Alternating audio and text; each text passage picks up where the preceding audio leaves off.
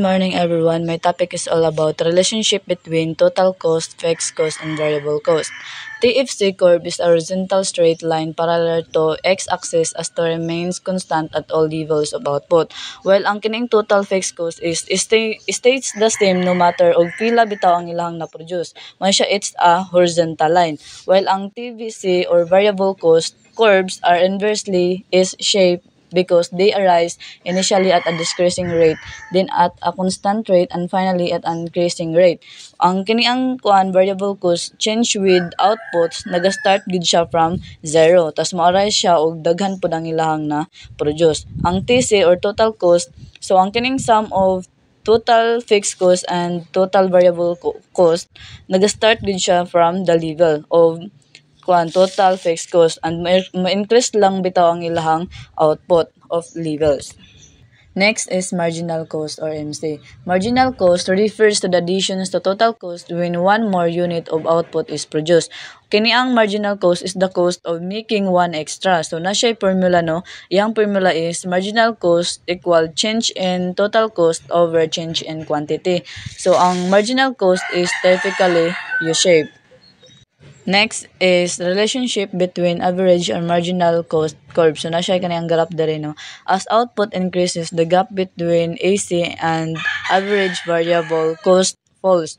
So as output increases, the gap between AC and average fixed cost increases.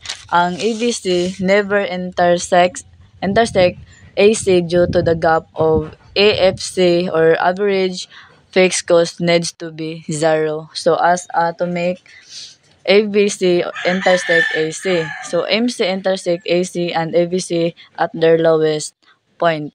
So ang kini ang average fixed cost or AFC always gid siya false as output as nga iyahang output is naga-increase. While ang average variable cost is U-shaped ni siya.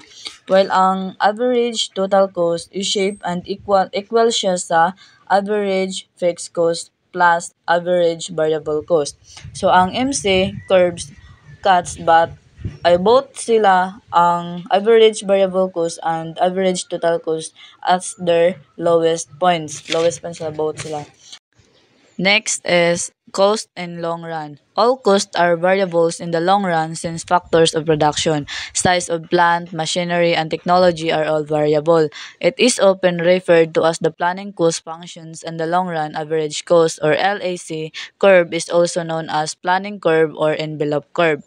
So ang kini ang in the long run, all costs are variables. So ang the long run average cost or LAC curve is nagaform siya by connecting the lowest points of all short run average cost curves or SAC. So mo na siya ang ginatawag nga planning curve or envelope curve. That's all. Thank you.